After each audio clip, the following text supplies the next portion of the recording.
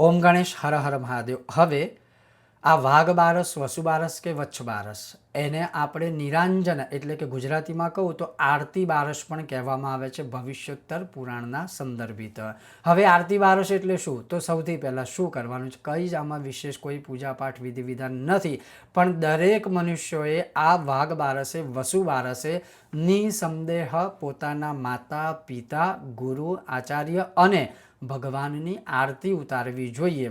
હવે આરતી તમે કર્પૂર ગૌરમથી પણ ઉતારો તો ચાલે, કારણ કે માતા પિતા, ગુરુ અને જે બ્રાહ્મણ અથવા તમારા આચાર્ય અથવા ભગવાન છે એ પણ એમાં જ કર્પૂર ગૌરમ એટલે શિવશક્તિ સ્વરૂપ જ માનો, કારણ કે આપણે એમને દેવતા જ ભગવાન જ માનીએ છીએ.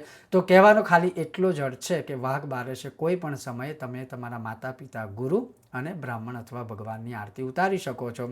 આટલું કરવાથી મહાપુણ્યની પ્રાપ્તિ થતી હોય છે, જે આ વખતે 17 ઓક્ટોબરે રહેશે.